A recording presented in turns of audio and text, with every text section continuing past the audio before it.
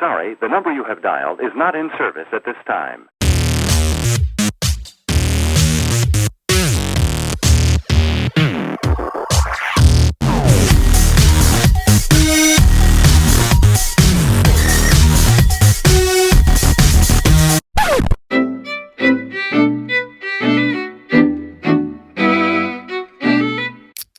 Alright, what's up you guys? It's Katie and welcome back to my channel. For those that are new, hi, hey, welcome. For those who have been here, thank you so much for clicking on today's video. We are going to be giving you I am going to be giving you guys some good book recs that are pretty random, but also I feel like this is a good way for you guys to get to know my book taste a little bit more since I am still relatively new to booktube and everything. So these are some solid reads in my opinion, and you'll recognize a few of them if you've been around booktube and booktok a lot. Some of these you're gonna be like, why are you recommending these? These literally already had their time. There are people out in the world who have not read some of these books, so that's why I'm going to be hyping them up, re-hyping up old books, and also I'm gonna be hyping up some hidden gems that I feel like never got the recognition that they deserved. So yeah, anyways, without further ado, let's just get into the books. Okay, the first book that I have is Alone with You in the Ether by Olivia Blake. This is a book that I feel like people know about, but I haven't heard anyone talk about it, and I think that this deserves way more hype than it's getting. For those who don't know who Olivia Blake is, she is the author of The Atlas Six. She also is the author of One for My Enemy, which is really popular right now. I've watched so many book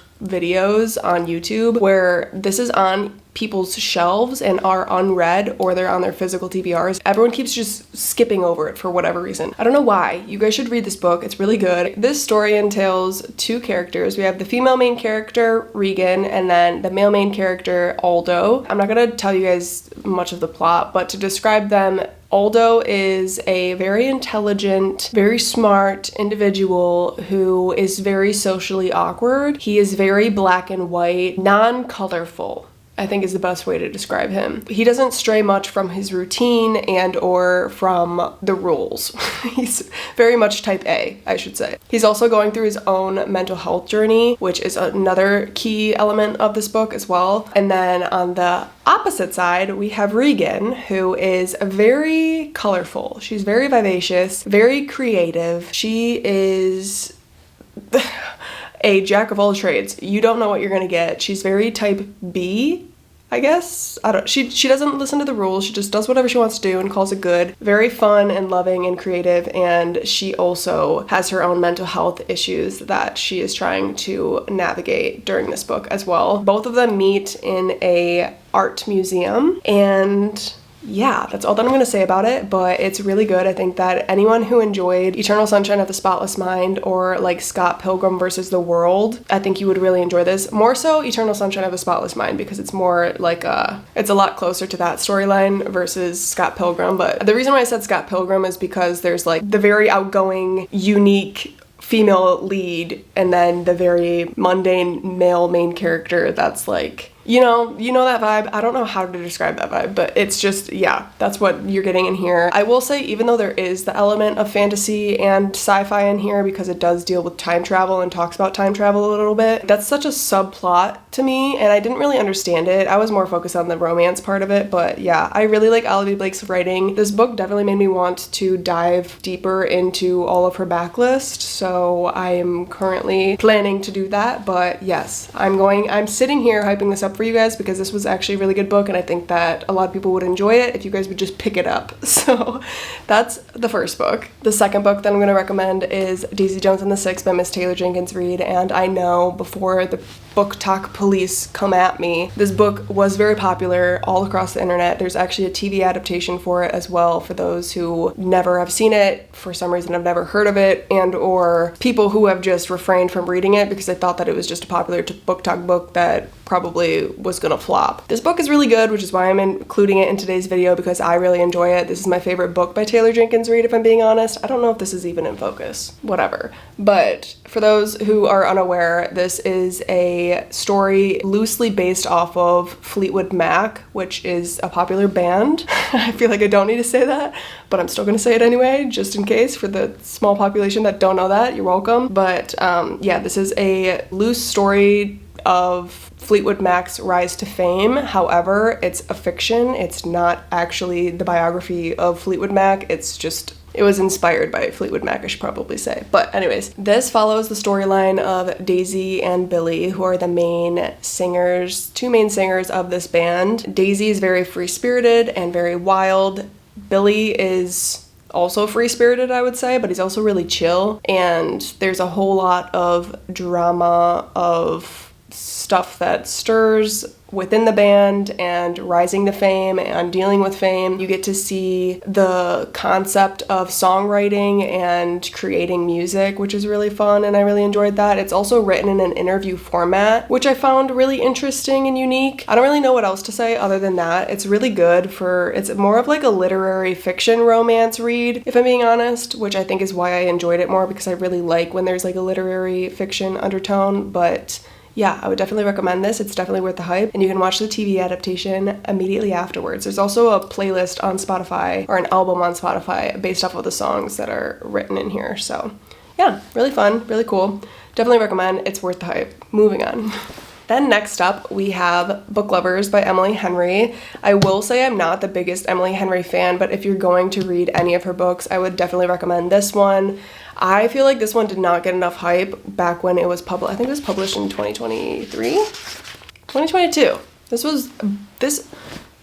What the frick, you guys? This was published in 2022, and I feel like no one has even hyped this book up nearly as much as her other books, and I don't know why. This was just kind of like left in the middle, like it was forgotten and lost, and I'm here to hype it up because this is a good book, and if you're gonna read any Emily Henry book, I would definitely recommend this one. This follows Nora and Charlie, who are our main characters, and Nora is a workaholic city girl who is also a book editor, and her sister invites her to go on a vacation to get away from the city and to get away from work and to just relax. So they go to North Carolina, and while she's in North Carolina, she keeps bumping into this other famous editor. His name is Charlie, and lo and behold, the plot of the book.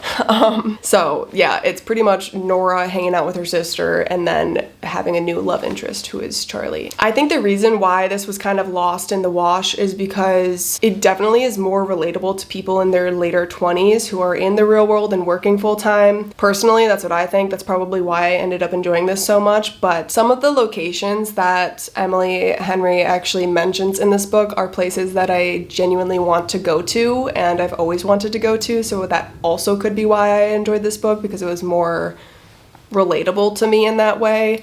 It's also just relatable to me in general, but yeah, it's really good. I would definitely recommend it. I think that this deserves a lot more hype than it's getting, which is why I included it today, but yeah, definitely recommend. You should read it.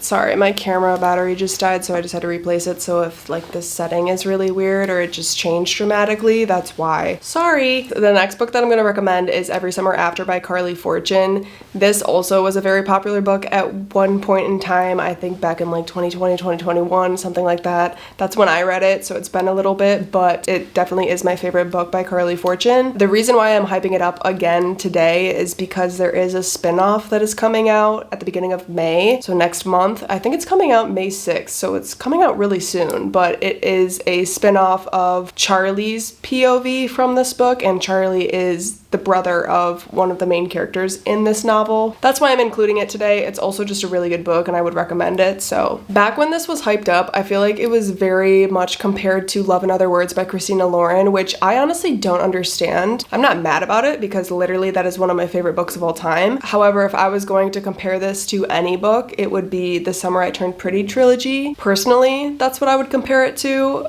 rather than Love and Other Words, but regardless, it's a good book. You should read it, especially if you want to read it before the spin-off drops. But yeah, Every Summer After follows our two main characters, Percy and Sam, who are childhood friends to lovers. That's a trope that you're getting in here, which I love. Also, this takes place at a lake. The reason why they know each other is because they have cottages that are right next to each other. I think Sam's house is actually next to Percy's cottage. It's Percy's cottage. I don't remember entirely if Sam's house is the one that's right next to it, or if it's his cottage. I think it's his house. Like, I think it's literally his hometown, and she's just coming up every summer to go to her cottage. Anyways, whatever. Regardless, it's a good book. It's really cute. It's really wholesome. I love this so much. I love that trope so much, and I also grew up at a lake every summer, so it's relatable to me in that way, so that's also probably why I enjoyed it. But I've read all of Carly Fortune's backlist, and this is my favorite book still, even though she's come out with 2 books since she's written this book. This is still my favorite one, and I'm really excited for the spinoff, which is why I'm including it today. But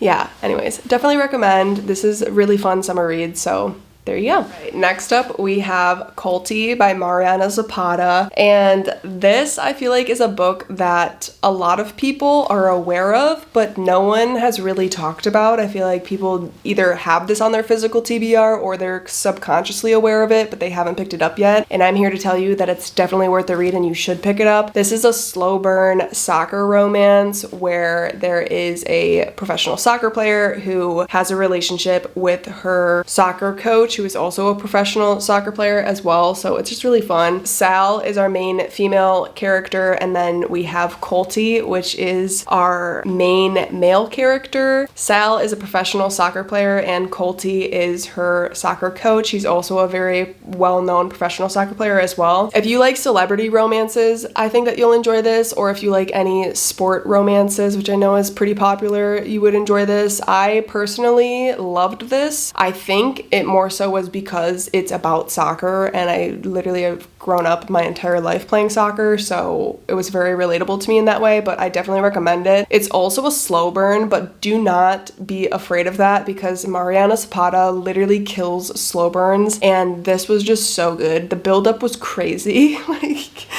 at times it was like frustrating, but also like it was just so good. I definitely recommend it. I think that this definitely deserves a lot more hype than it has been getting, and Mariana Zapata in general definitely deserves more hype. I feel like The Wall of Winnipeg and Me is probably her most famous book, and I still want to read that. That's a football romance, like an American football romance, but this was the first book that I read by her, and I definitely recommend it, and it was so good that it made me want to read her entire backlist, so do with that what you will. But yeah, it's really cute, really wholesome, really fun. It's not really that wholesome, I don't know why I just said that.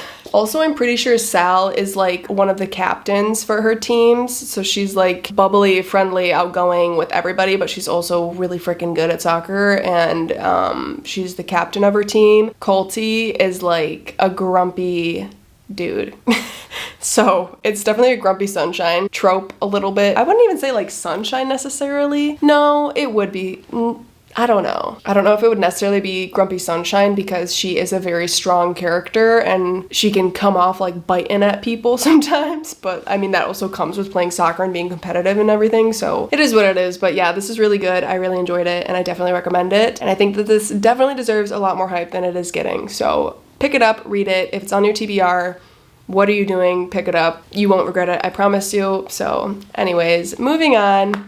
Okay, the last book is Normal People by Sally Rooney. I know this was a very popular book at one point in time. I feel like it's still popular. People still talk about it. There is a TV show adaptation to this as well. I haven't actually watched that, but I loved this book. I feel like over time, I've learned to appreciate it a lot more than when I was reading it. I read this in one sitting. I was sitting outside in my hammock, and it was literally like the easiest read for that scenario. I think I read it last year. I was waiting for the hype to die down with this one because there's so much controversy around it for whatever reason. If I'm gonna be completely honest, so many people say that you either love this book or you hate this book, but every single person that has read this book that I know has loved this book. And really enjoyed it, I should say. Not necessarily loved it, but they did enjoy it. So I don't know who is hating on this book or what, but couldn't be me. This is a fantastic book, and I definitely think that it deserves the hype that it's getting. And if you haven't read it and you're waiting for somebody to tell you to read it and that it's worth the hype, I'm here to tell you that it is. This book is definitely more literary fiction romance versus like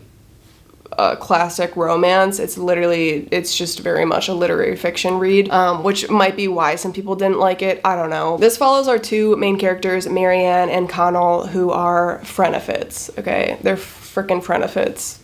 Marianne is the type of girl who was shy in high school, who was extremely smart. She came from an extremely wealthy family, and she was very shy, very like almost an outcast in school. Connell, on the other hand, wasn't necessarily well off. They actually met because his mother is the maid of Marianne's family, so that's how they kind of knew each other and like grew acquaintance with each other. However, Connell is the popular guy in school. He's well liked by everybody. He's not stupid, like he's smart, but he's also an athlete. He's the classic popular dude, okay? And Marianne is like the quiet, reserved, smart girl who keeps to herself and isn't very social. So there's that. They grow a relationship when they're in high school, a friend of its scenario. He doesn't want to be seen around her, so she's just kind of in the background, like watching him be this crazy outgoing dude, and then on the side, they're literally hooking up. But that was in high school. This book follows them throughout college after graduation. Honestly, this is just a very relatable book, I think, for a lot of people. They deal with real life stuff, and they're trying to find their identity while they're in college, and them continuously coming back to one another is like a symbolism in and of itself. And I think that that's very relatable, because I think it's quite normal for people to outgrow each other and then come back to each other when the time is right and like all this stuff. So whatever, that's all that I'm going to say about this book. I enjoyed it. I really recommend it, and I think that this deserves every single bit of ounce of hype that it's getting, and I actually want to go watch the TV adaptation now, so I might go do that. But yeah, definitely worth the read. Go pick it up. Okay, you guys, that's it for today's video. These are all the books that I just went over with you guys. I hope that you guys got some good recommendations from here, and I hope that you guys trust my word when I say that these are definitely worth the read. If you are kind of like me, where you wait for the hype to die down and wait for somebody to tell you that it's worth the read, this is me telling you to pick these up, because I would recommend these. Honestly, I feel like over time, these have become some of my favorite romance reads as well, so hopefully that will give you a little bit more of an insight on what my book taste is like. These are more romance reads that have like a literary fiction vibe to it, to where they're more realistic in a sense. Not that you can't be having the like fairy tales and stuff, like baby, I'm still a girl. My favorite movie is The Notebook. Like, of course, we all want that, but you know, we all know that like sometimes that's just not the case. So these are very much more literary fiction romance reads, if I had to say so. So yeah, anyways, would definitely recommend. I'm gonna put these down because I keep on just like waving. I am not gonna touch those anymore. Okay, I don't know what just happened, but thank you guys so much for watching. I hope that you guys enjoyed, and I hope that you guys trust my word when I tell you that these are fantastic books and you should pick them up. All of that being said, I hope that this gave you a little bit more of an insight on my reading taste, what I enjoy, and hopefully you guys share the same mindset. If you do, and you have any books that are very similar to the ones that I just mentioned, be sure to leave them in the comments down below. Thank you guys so much for watching, and I'll be sure to catch you guys in the next one. Peace. Au revoir. Bye.